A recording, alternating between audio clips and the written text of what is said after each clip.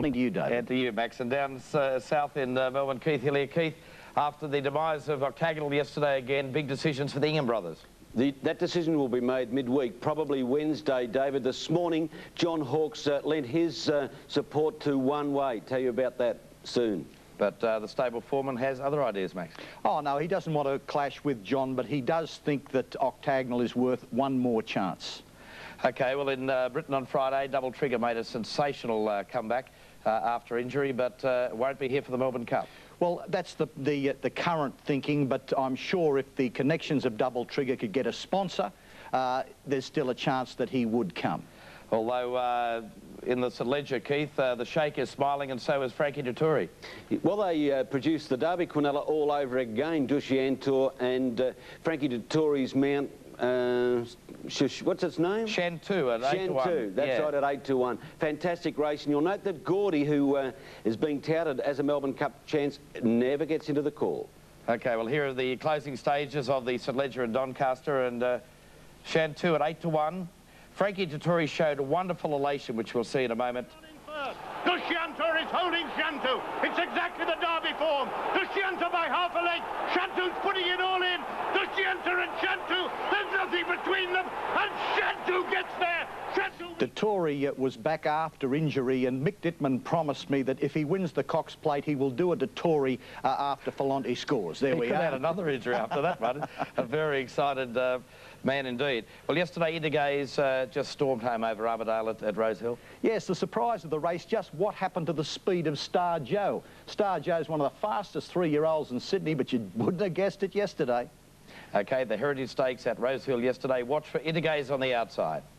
Side 700 out. Armadale is nearly a length on Buraton with King Ivor third, Star Joe fourth. Intergaze moving up 3 deep as they near the turn, and then Don Tristram. Sovereign State tracking them into the straight, and Babu's Boy is last as they turn. Armadale just the leader over Buraton. Star Joe hooked out, and Dittman pops the question, followed by King Ivor, and further out as Intergaze. Well in the straight, 300 out. Armadale pinched 2 lengths on them. Star Joe looks to be struggling a bit. Intergaze about to run into second place. Armadale's got a good lead. Intergaze is going to come home hard. Here he comes now. The Champagne Stakes winner, Sovereign State, flying late. Intergaze heads Armadale in the shadows of the post, and Intergaze beat Armadale, and nothing went to the line better than Sovereign State for third. Followed by...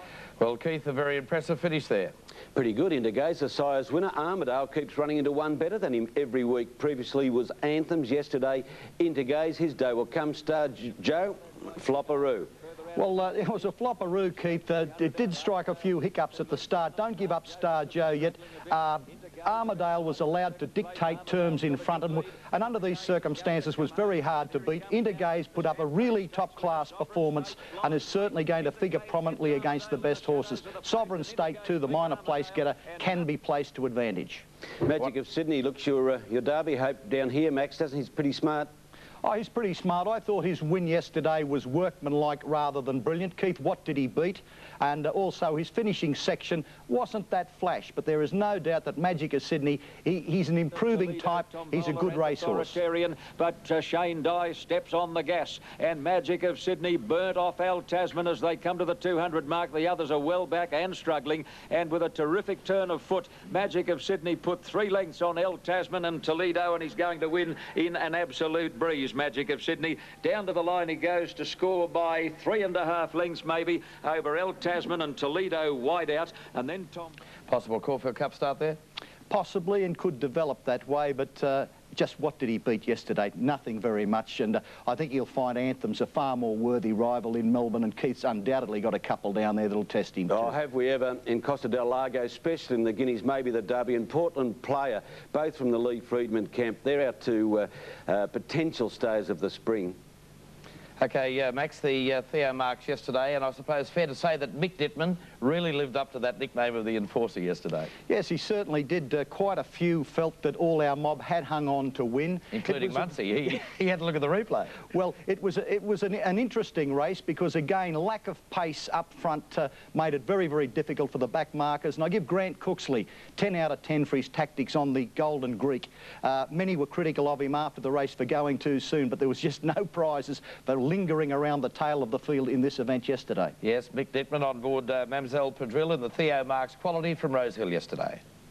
as they come to the turn, and the Golden Greek has gone from last to first, right around the outside to join Chlorophyll. All Our Mob dropped off, followed by Mamselle Padrille, and then Legal Agent taken to the extreme outside. But the Golden Greek sustaining that long run has raced to the lead at the 200. Chlorophyll is kicking again. All Our Mob is battling on. He's not done with yet either. Further out, Legal Agent. The Golden Greek tackled again by All Our Mob on the outside. All Our Mob grabs the lead in the shadows of the post. Mamselle Padrille is flashing to him on the outside. All Our Mob possibly a nose to Mamselle Padrille. The Golden Greek has battled on for third, then deep.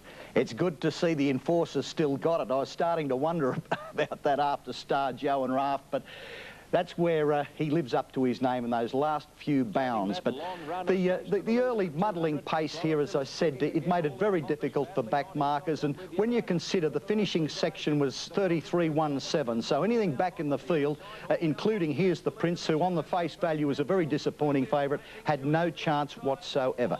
Max, I believe Legal Agent bled in that race at the finish. Yes, unfortunate, but Legal Agent did bleed. Legal Agent's been one of the most consistent and exciting sprinters that we've had in over the last 12 or 18 months or so, and he'll now have a break. Well, Keith, as we mentioned at the beginning of the segment, sadly, we've got to ask the question, what has happened to our Horse of the Year? Yes, well, Octagonal came to Melbourne, 16 starts, never unplaced, while in Melbourne, 3 starts unplaced each time. The decision will be made on Wednesday on whether he is to be retired, and John Hawkes said this morning, when asked if he had any input into that decision, he said he should be grazing on the lovely grass at Woodland Stud. How easy a champion could lead to his demise? Yes, it's disappointing to see the horse that was clearly the best 2-year-old in the land. Was it overworked last year? Was it overworked last year? I don't know what it is. Maybe he's got his mind on other things, but he's being beaten by horses that he should be trouncing, put it that way, because the horses that are winning the early weight for age surely won't be the stars come the end of the spring. Well, as he has been in his last 3 starts, very, very disappointing in the Fee and Stakes yesterday, race 7 at Moonee Valley.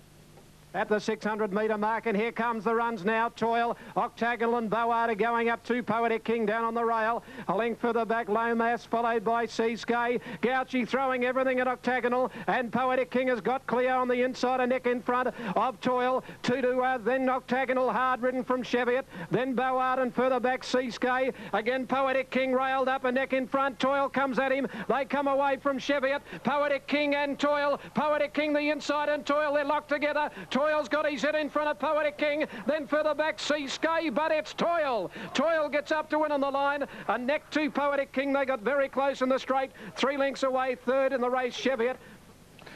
It's probably a little fair, the question David. has got to be asked. Very, very disappointing 5th. I suppose John Houlihan, they would be smiling at 82 years of age. He can still trade winners. Yes, the race was again run, Keith, at a very muddling pace. I don't think, David, you could say that Octagonal had it too hard in the autumn. Octagonal was a great horse. It's a little unfair, Max, that he's still being the horse talked about. This is Toil winning the race. His first win at weight for age, and the first win at weight for age for the 83-year-old Jim Houlihan. He's a marvellous trainer, and just as a little bit of trivia, he's not the oldest trainer in Australia. Bruce Purcell is, and he's 91 today, and he's still training, and that's marvellous, isn't it? Well, our congratulations to him. But Keith, while I'm overjoyed for Jim Houlihan and Toil and the connections and so forth, that weight for age form just does not stand up to the Sydney category. Yeah, couldn't agree with you more, Max. I mean, the A-team's still to arrive in town. Well, talking about age being no barrier to the trainers, you were very interested in a barrier trial at Ramac on Friday. Yes, I was very interested in 19, actually, David, and it was difficult to locate a really outstanding horse, but this is one Absurd in the Ingham colours that I do think will pay to follow. Those Time Warp and back at the tail-pointed Spectacle over the top of the rise, and they come down towards the 200, and Absurd is the pilot. French Love is about 3/4 of a length away. Running on behind these, Passiona, and yielding ground now is Atlantic Rose, but it's all Absurd, and Absurd is given a bit more leather and dashes away from them. Absurd comes down to the line and wins it comfortably. French Love has got second, then Atlantic Rose. Behind those would have been... Which leads me to the question now, Max, what's in that little black book for our punters out there this week? Well, Absurd is in the black book. Absurd will improve. Certainly his heat wasn't the fastest, but as you would have noted, he's got plenty of scope for improvement. One of the Ingham pack, and by gee, have they got a lot of promising 2-year-olds to Intergaze. I think Intergaze can compete with the best, with the Anthems, with a bit of luck, might just jag one of the real good races. And the Golden Greek can be placed to advantage in a handicap. Perhaps even a race like the Epsom isn't beyond him. Intergaze, the Golden Greek, and Absurd. David, they tried Octagonal and blinkers for the first time yesterday, trying to lift him. He didn't. Max has got the new glasses on, seeking a better sight at spotting a winner. Hope they're successful, Max. Yeah, well, Keith, like, it just shows you how observant you are. I've had them for 6 weeks. Have you? Well, I haven't noticed whether our producer They've picked had them their out time. today. They haven't worked. They haven't worked. Keith Hillier and Max Presnell, thanks for joining us again as we look at racing here on Sportsworld. We look forward to their company on the program again next week. We'll take a break, though. There's still plenty to come, so don't go away.